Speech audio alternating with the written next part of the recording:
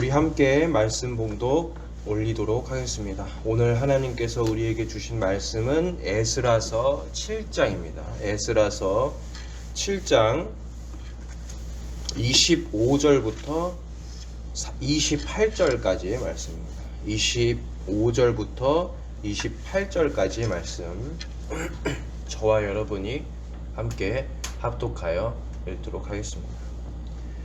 그리고 너 에스라는 내 하나님이 너에게 주신 지혜로 행정관들과 재판관들을 임명하여 유프라테스강 서쪽 지방에서 내 하나님의 율법대로 사는 모든 사람들을 다스리게 하고, 또 너는 그 율법을 알지 못하는 사람들에게 그것을 가르쳐라. 내 하나님의 율법이나 이 황제의 법에 불순종하는 자가 있으면 누구든지 즉시 처벌하여 사형을 시키거나 귀양을 보내거나 재산을 몰수하거나 감옥에 가두어라. 그러자 에스라는 이렇게 외쳤다. 이처럼 예루살렘에 있는 여호와의 성전을 소중히 여기는 마음을 황제에게 주신 우리 조상들의 하나님 여호와를 찬양하라. 하나님은 내가 황제와 그의 자문관들과 권력 있는 그의 모든 신하들에게 은혜를 입게 하셨다. 나의 하나님 여호와께서 나에게 용기를 주셨으므로 내가 이스라엘의 지도자들을 설득하여 그들과 함께 예루살렘으로 돌아올 수 있었다. 아멘. 오늘 말씀은 여호와를 찬양합시다 라는 제목으로 설교하도록 하겠습니다. 여호와를 찬양합시다 라는 제목으로 설교하겠습니다. 하나님께서는 돌아온 유다 백성들에게 성전 건축을 허락하셨었죠. 지난번에 성전 건축은 사마리아 사람들과 그 적들 때문에 완전히 중지될 뻔했습니다. 사단의 영향 안에 있던 사람들은 온 힘을 다해서 악행을 하면서 주님의 자녀들을 괴롭히려고 열심을 냈었죠. 그러나 하나님은 어떤 분이십니까? 자녀들을 그냥 내버려 두시는 분이 아니셨습니다. 하나님께서는 이스라엘 백성들의 기도 소리를 들으시고 결국에는 다시 허가를 받게 하사 정식으로 왕의 명령에 근거하여 성전의 건축을 완료하도록 지켜주셨습니다. 결국에는 우리는 이 하나님의 자녀들이 결국에는 패배가 아니라 승리라는 사실을 우리가 깨달았죠. 그런데 이제 새로운 황제가 등극합니다. 새로운 황제는 7장 11절에 이렇게 기록되어 있습니다. 이것은 아르타크셀크세스 황제가 율법에 정통한 학자이며 제사장인 에스라에게 준 편지 내용이다. 이름이 어렵죠. 아르타크셀크세스 황제는 우리가 과거에 살펴보았던 개역 개정판 성경 안에서 아닥사스다 왕으로 불립니다. 아닥사스다 왕은 여러분들도 익히 아시는 왕이죠. 느헤미야가 성벽 건축을 할 때에 허락해 주었던 왕이 아닥사스다 왕이었습니다. 아닥사스다 왕은 하나님으로부터 굉장히 온화한 마음을 받아서 느헤미야가 안전하게 성벽을 건축할 수 있도록 보내준 왕이었는데, 그 왕이 지금 다시 한번 또다시 은혜를 보여주는 것입니다. 아닥사스다 왕은 이렇게 편지하였습니다. 유대 백성들의 예루살렘 행진을 막지 말라. 모든 주변 마을 또 모든 예루살렘 지방에서는 하나님께 드리며 성전에 드리는 금과 은을 지원해야 된다. 또 성전을 위해서 일하는 모든 자들에게 어떠한 세금도 걷어서는 안 된다고 편지를 합니다. 그런데 이것은 참으로 놀라운 편지죠. 왜 놀랍습니까? 이 내용을 그대로 믿기에는 굉장히 어려울 정도로 유대 친화적인 내용이기 때문입니다. 유다 백성들과 그들의 하나님에 대해서 굉장히 우호적이죠. 아마 외부인이 봤더라도 이 황제가 유대인 출신이 아닐까 하는 생각도 들 법합니다. 그런데 중요한 사실은 아닥사스다 황제만 이렇게 하나님에 대해서 우호적이지는 않았다라는 것이죠. 아주 신기하게도 선대에 어떤 왕들이 등장했습니까? 고레스 왕과 다리오 왕이 있었죠. 그 왕들에 이어서 거의 세 번째 모든 왕들이 하나님에 대해서 선하게 반응했다는 것은 이들이 하나님에 대한 아주 구체적인 신앙은 없을지라도 하나님의 섭리 안에서 하나님의 백성을 보호하기 위한 도구로 사용되었다는 사실이 역사 속에 여실히 드러나는 것이죠. 특별히 오늘 우리가 읽은 이 본문 25절부터 28절까지의 말씀은 왕이 에스라에게 직접 편지하는 내용입니다. 굉장히 살펴보기에 중요한 말씀이겠죠. 왕이 일개 학자였던 이 에스라에게 확실하게 권면하고자 편지를 할 때에는 사실 무엇인가 명령하는 바가 있어야지 정상입니다. 너는 나를 위해서 무엇을 해라 라는 이런 편지들은 사실 오늘날에도 상사와 부하 간의 관계에서는 아주 당연한 일이지요. 그러나 오늘 우리가 살펴본 본문에 따르자면은 이런 강압적인 부탁, 명령은 전혀 등장하지 않았습니다. 에스라 너는 나 아닥사스다 왕을 위해서 무엇을 열심히 해라 라는 부탁이 전혀 없죠. 25절에 보면은 왕은 오로지 하나님의 율법을 말미암아 사는 그런 사람들을 교육할 권리를 에스라에게 줍니다. 또 그들을 율법에 정통하게끔 교육하라 라고 합니다. 참으로 당황스러운 명령이죠. 어느 황제가, 이 세상 어느 황제가 자기 종교도 아닌, 자기가 섬기는 종교도 아닌 그런 율법을 가르치라 라고 명하겠습니까? 따라서 이 말은 어떤 말로 해석할 수 있습니까? 아닥사스다의 입에서 나오고는 있으나 하나님께서 에스라에게 직접 명령하시는 것으로 해석하는 것이 옳은 일이라고 생각합니다. 하나님 아버지께서 지금 이 페르시아의 절대 군주의 입을 빌리셔서 백성들을 다시 한번 교육시키는 그 의도에 대해서 우리는 확실하게 파악해 볼 필요가 있을 것이지요. 하나님께서 백성을 율법으로 교육하라 라고 하셨을 때에는 우리는 그 의도가 분명하다라는 사실을 먼저 깨달아 알아야 합니다. 오늘날 율법이라는 말을 들었을 때에는 뭔가 조금 부정적이고 지루하고 그런 생각이 드는 것은 사실이지요. 예수 그리스도께서 율법을 완전하게 하셨고 그분을 믿음으로 말미암아 우리가 구원을 얻게 되었기 때문에 율법은 옛날과 비교해서는 오늘날 우리들에게는 영향력이 없어진 것으로 또 덜 중요한 것으로 간주되는 것은 사실입니다. 그러나 예수님께서는 자신이 율법을 폐하러 망가뜨리러 오신 것이 아니라 말씀하셨죠. 자기가 율법을 폐하러 오신 것이 아니라 완전하게 하시려 오셨다라고 말씀하셨습니다. 따라서 우리는 이 율법이 예수 그리스도의 십자가와 비교해서 덜 중요하고 지루하다라고 판단할 수가 없는 것입니다. 애초에 이 율법은 하나님께서 모세와 백성들에게 주신 말씀이며 하나님 백성의 삶의 원칙이기 때문이죠. 그렇다면 오늘날 우리들 성도에게 또 이 율법은 왜 중요성을 가질까요? 왜 우리는 율법으로 교육함을 받아야 할까요? 율법으로 교육받는 것은 사실 백성들에게 자연스러운 그들의 주인이 누구인지를 알게 하는 그런 기능이 있습니다. 오늘날 굉장히 수많은 경솔한 그리스도인들은 이렇게 말하죠. 우리들은 율법과 십계명을 지킬 필요가 없다라고 말합니다.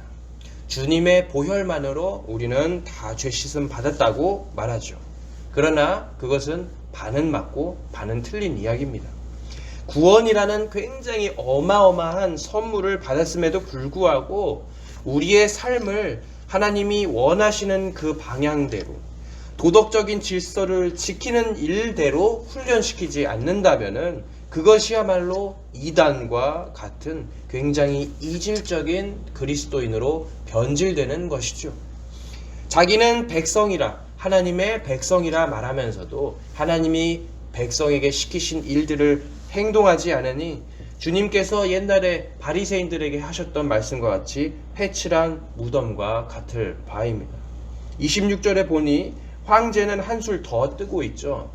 내 하나님의 율법이나 이 황제의 법에 불순종하는 자가 있으면은 누구든지 즉시 처벌하여 사형을 시키거나 귀양을 보내거나 재산을 몰수하거나 감옥에 가두어라.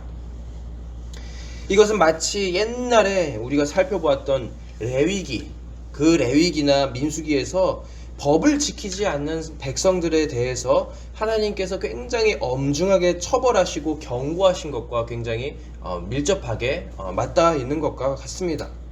율법을 지키지 않는 그 사람들에 대해서 이렇게 엄중하게 처벌해야 하는 이유가 과연 우리들에게 있을까 의문이 들기도 하죠. 현대를 살아가고 있는 우리들에게는 굉장히 이 율법에 대한 부분이 불편하게만 비춰질 수가 있는 것입니다.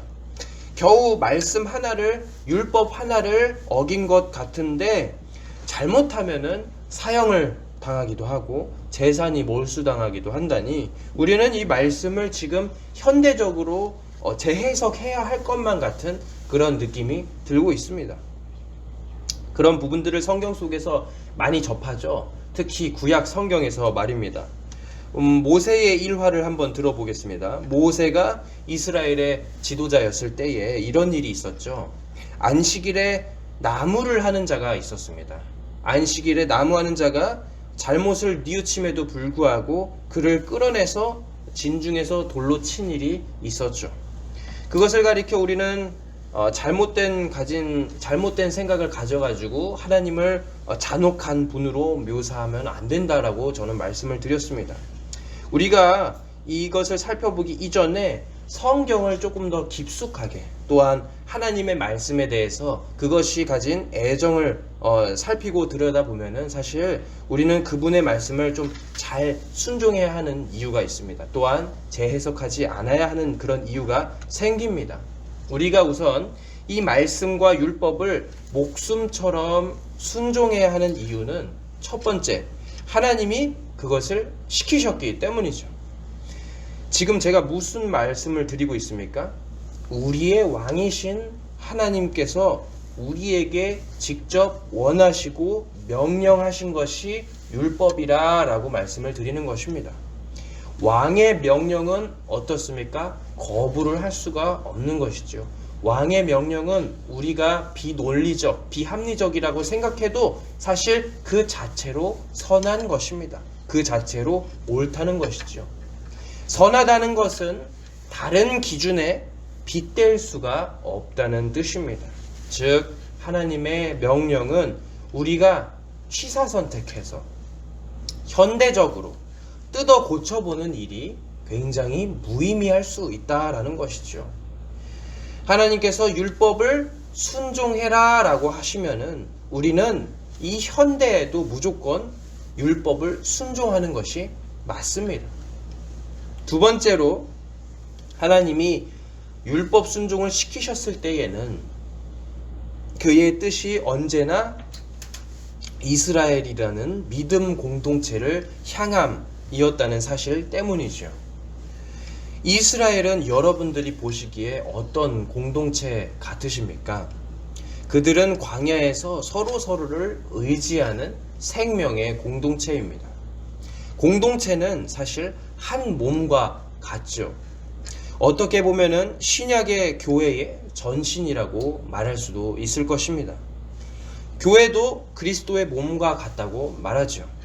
교회 안에서 일어난 지체들의 문제들은 각 지체만의, 각 가정만의, 각 개인만의 문제가 아니라 공동체 전체의 문제라고 할 수 있습니다.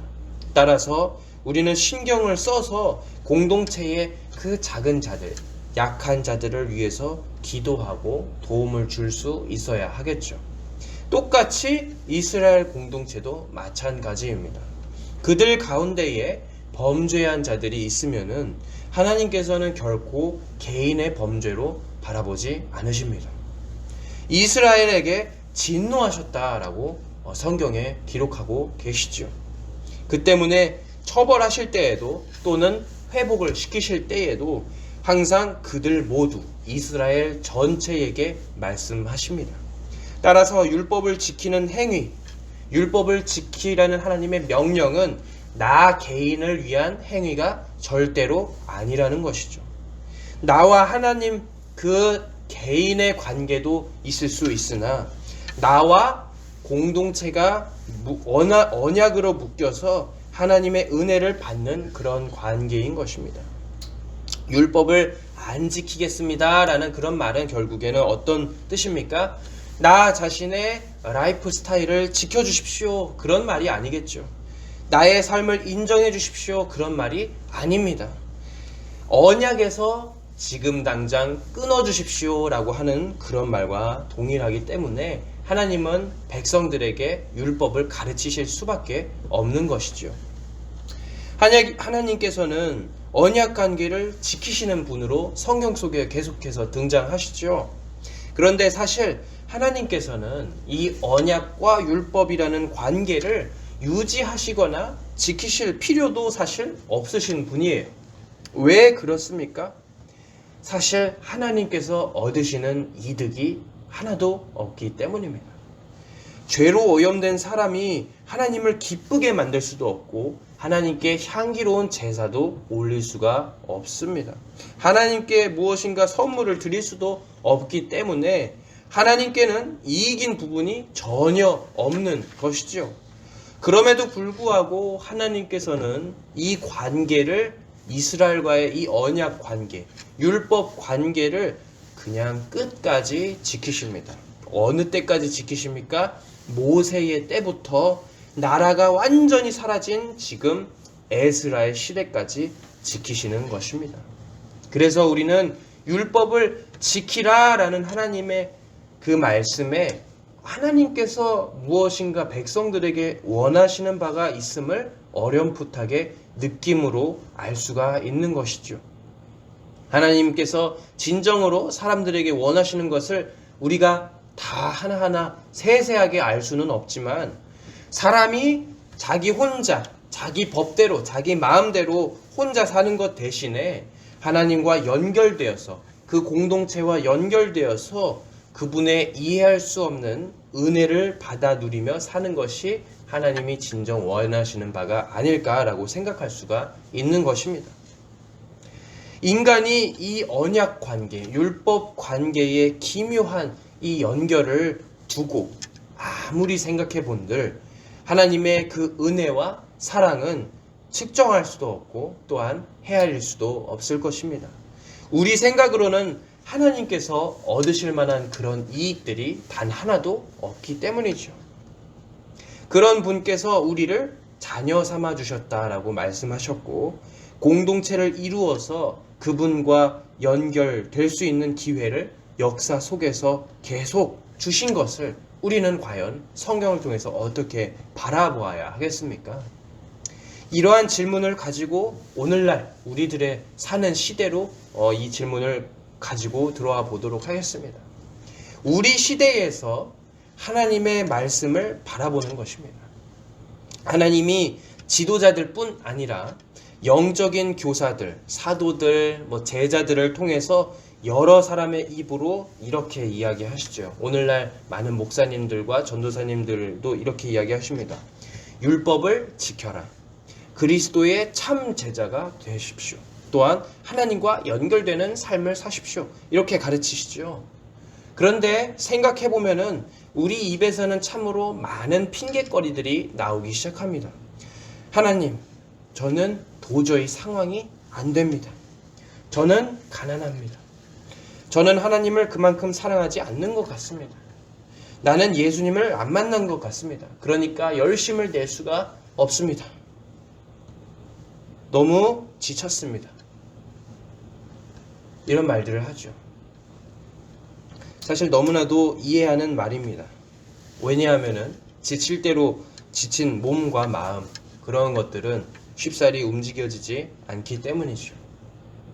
그런 사람들일수록 자신이 무엇인가를 열심히 하려고 하면은 명확한 목표 의식이 있어야 한다고 합니다. 그런데 그 목표 의식이 어디서 주어지느냐? 바로 스스로가 만들 수가 없으니 공동체에서 그것을 도맡는 것입니다. 교회에서 해야 하는 일은 지치고 힘든 그런 사람들을 달달 볶아서 교회 나와라, 공부해라, 봉사해라, 하나님이 다 해결해 주신다라고 위로하는 것이 아니죠. 하나님께서 개인의 문제를 해결해 주실 때를 믿고 의지하며 함께 기도하면서 그 사람들에게 목적과 목표 그리고 율법을 순종하는 삶, 복음을 사랑하는 삶을 보여줘야 하는 것입니다. 그 사람들에게 어떤 목표가 주어집니까? 바로 우리들의 일상, 우리들의 삶이 끊임없이 매일매일 패배하더라도 하나님께 향해 있어야 한다는 그런 끊임없는 걸음입니다. 그런데 그렇게 하기 위해서는 먼저 나 자신이 먼저 율법과 복음의 전문가가 되어야 할 필요가 있습니다. 지금 저는 여러분들에게 이렇게 권면하는 겁니다. 어떻게 권면합니까? 여러분들께서 전문가가 되셔야 한다고 권면하는 것입니다. 왜요? 신학 공부를 하지 않았어도 여러분 주변에 있는 수많은 영혼들을 책임지시기 위해서는 그 의무를 다하셔야 한다는 것입니다. 따라서 우리는 율법에 대해서도 복음에 대해서도 절대로 게으르게 반응해서는 안 되며 현대에 와서도 똑같이 살 수밖에 없는 것이죠. 오늘날 이거는 현대에 와서는 이거는 성취를 못하는 율법이다. 오늘날 우리는 이것을 지킬 수가 없다. 그렇게 핑계를 댈 수가 없다는 것이죠. 그렇게 살아야만 하나님께서 개인에게 원하시는 삶을 깨달을 수 있기 때문에 우리는 율법대로 복음대로 조화로운 삶을 살아야 하는 것이죠. 하나님께서 진정 우리에게 원하시는 삶은 우리가 끊임없이 자기 개발을 하거나 무엇을 해서 행복해지는 것이 아니죠. 그저 이해할 수 없는 하나님의 그 사랑의 관계 안에서 은혜를 누리는 삶입니다. 매일매일 부족하지만 하나님을 보려고 노력하는 것이죠. 그러므로 우리 교회는 삶에 대해서, 율법에 대해서, 하나님의 백성으로 사는 그 법칙에 대해서 전문가가 되어야 할 줄로 믿습니다. 오늘 본문으로 돌아와서 이제 마지막 부분을 살펴보도록 하겠습니다. 에스라는 이 모든 편지의 내용을 다 듣고서 마지막으로 하나님을 찬양합시다 라고 권면합니다. 27절이 참으로 중요합니다. 그러자 에스라는 이렇게 외쳤습니다. 이처럼 예루살렘에 있는 여호와의 성전을 소중히 여기는 마음을 황제에게 주신 우리 조상들의 하나님 여호와를 찬양하라. 이어서 28절에서는 자신에게 오는 모든 황제의 은덕과 관리들의 우호적인 관계가 다 어디서 왔는지를 서술합니다. 이 관계는 어디서 왔습니까? 에스라에 따르자면 모두 하나님께로 왔습니다. 또 하나님께서는 자신에게 용기를 주셔서 동족들과 함께 이 땅에 돌아올 수 있었다라고 명확히 고백하죠. 여러분, 에스라가 이 모든 황제의 은덕을 다 입고도 하나님을 찬양합시다 라고 고백하는 내용은 굉장히 우리가 보기에는 쉬워 보이죠. 그러나 참으로 어려운 일입니다. 에스라가 살았던 시대는 어떤 시대입니까? 황제의 입김이 정말 센 시대였죠. 황제의 한마디면은 날아가던 새도 떨어질 정도였습니다. 일화를 살펴볼까요? 바벨로니아 제국을 건설하고 통일했던 느부갓네살 왕이 있죠. 느부갓네살 왕은 과거에 자신이 얼마나 대단한 영광을 받는 줄을 알아보기 위해서 큰 신상을 만들었습니다. 그래서 자신에게 영광 돌리지 않는 모든 자를 풀무불에 다 집어넣는 그런 악독함을 보여줬죠. 그러나 이것은 느부갓네살 왕이 특별히 악하기 때문에 이런 모습을 보여준 것이 절대 아니죠. 모든 고대의 사회에서는 절대 군주가 영광을 받도록 되어 있었습니다. 따라서 아닥사스다 그리고 그 전에 있었던 다리오, 고레스 왕들도 사실 하나님께서 감화하시는 그런 능력이 아니었다면 이런 악독함에 사로잡혔을 것이 분명합니다. 제국의 모든 영광이 자신에게 집중되어야 하는 이 상황 가운데서 오로지 에스라는 하나님께만 영광을 돌리지요. 이것은 이 시대를 살아가는 사람들에게는 사실 엄청난 결단입니다. 목숨을 내놓아야 할 수도 있는 결단이죠. 왜 그렇습니까? 에스라가 남긴 이 에스라서가 기록으로 남아있기 때문입니다. 그런데 여러분, 이 상황보다 사실 대단히 위험한 상황 가운데에서 지금 하나님께 영광을 돌릴 수 있는 자들이 있다는 사실을 아십니까? 그게 바로 우리들이죠. 황제도 없고 우리를 힘들게 할 정부도 없고 독재 정권도 없는데 이게 무슨 소린가 하는 질문이 생기실 수도 있습니다. 그러나 여러분, 황제보다 더 무서운 존재가 있죠. 바로 일만 악의 뿌리인 돈입니다. 많은 사상가들이 이렇게 말하죠. 오늘날의 가장 완벽한 종교는 돈이라고요. 사람들은 하나님보다 돈을 더 믿게 되었습니다. 왜냐하면 이 세상의 현실을 바꿀 수 있는 것은 지금 당장 눈에 보이는 돈이라 생각하기 때문입니다. 기존 종교들이 마치 돈 앞에서 희미해지는 듯 보입니다. 마치 고대의 황제의 권위와 똑같죠. 황제들이 나는 새도 떨어뜨렸던 것처럼 돈도 어떻게 합니까? 현재의 생사를 다 좌지우지하죠. 사람의 생사를 다 좌지우지합니다. 그러나 여러분, 이러한 현실은 사실 영원히 가지 않습니다. 사람들이 돈을 섬기며 돈에게 영광을 돌리는 이 일은 영원히 갈 수가 없습니다. 왜냐하면 하나님께서만 영광을 받으실 수 있으시고 그분은 언젠가 심판하시는 하나님으로 등장하시기 때문입니다.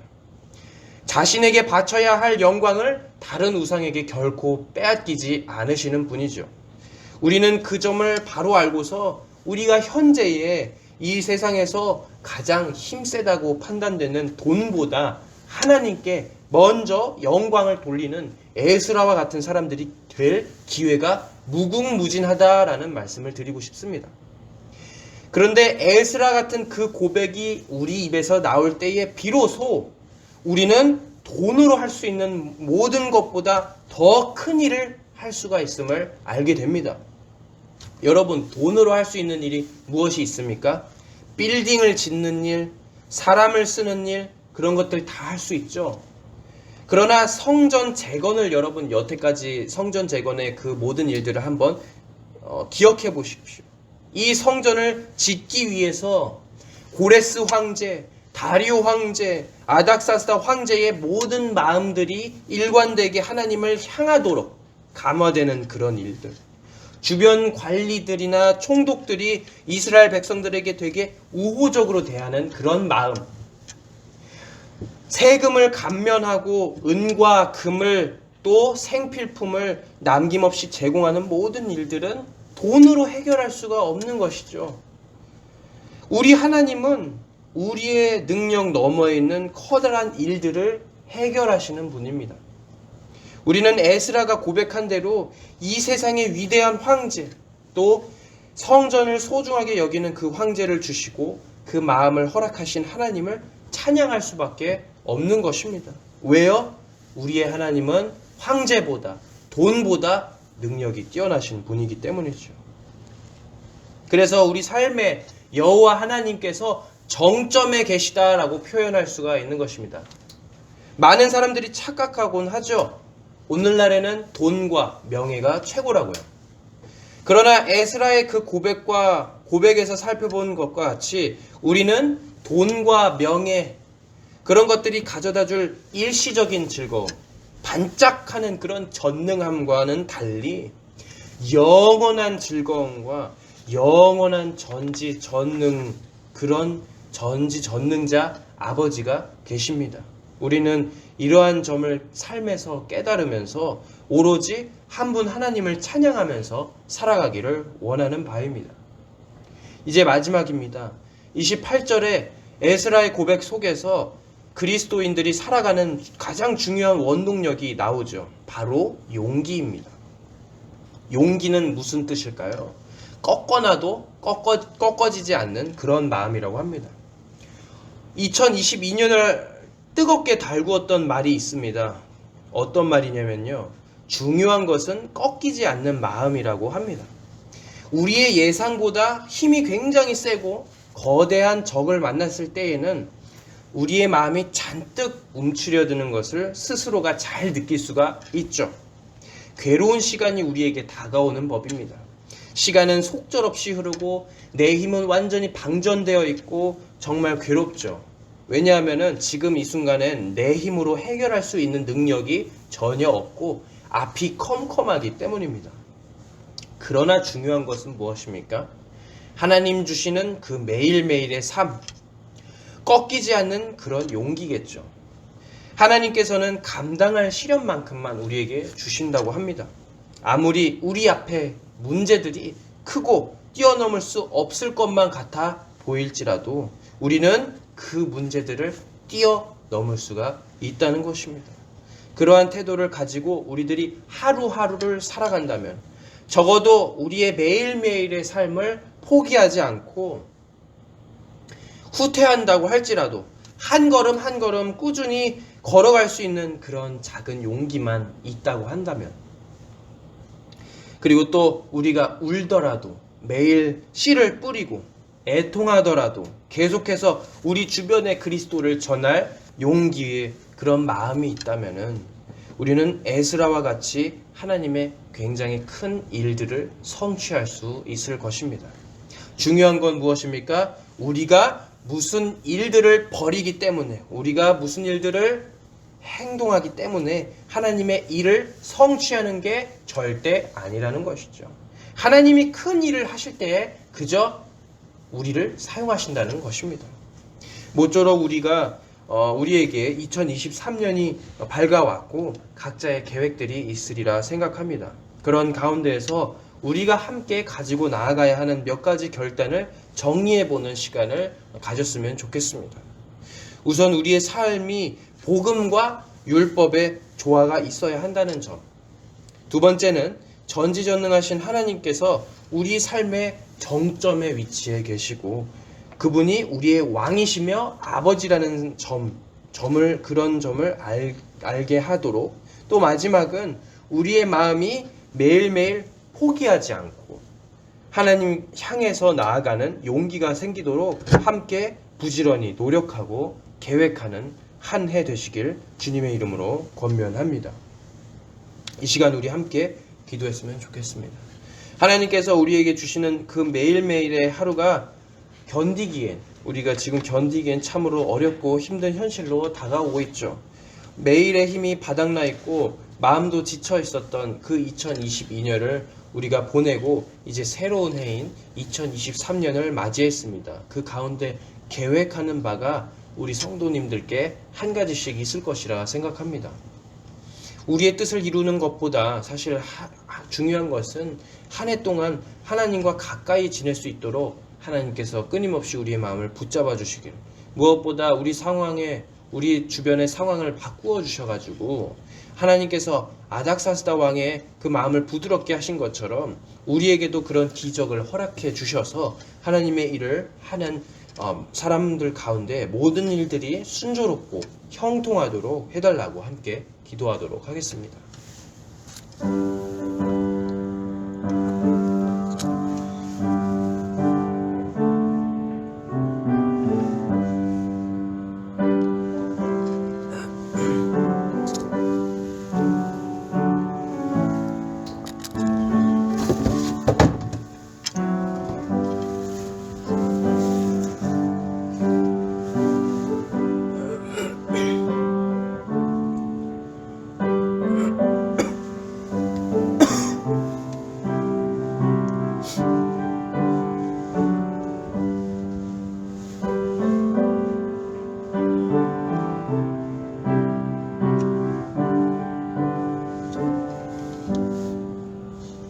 감사합니다. 주님, 2023년을 우리에게 주신 하나님의 은혜를 찬양합니다. 에스라가 고백하며 하나님을 찬양합시다 라고 한 것처럼 우리도 우리의 상황 가운데에서도 하나님을 걱정 없이, 원망 없이, 스스럼 없이 찬양하길 간절히 원합니다. 모든 것이 다 아버지의 덕분입니다. 모든 것이 다 아버지의 은혜입니다 하면서 우리의 모든 마음을 하나님 앞에 쏟아놓고 집중할 수 있도록 해주시길 간절히 원합니다. 아버지, 우리 가운데에 걱정과 근심이 있는 자들이 많습니다. 그 걱정과 근심을 개개인이 해결할 수가 없을 때에 하나님을 찾아가고 하나님께 의뢰하는 자들이 될 수 있기를 간절히 원합니다. 우리의 힘이 아니라 하나님의 힘을 의지하는 믿음의 교인들 될 수 있기를 간절히 원하오며 예수 그리스도의 이름으로 기도 올려 드리옵나이다. 아멘.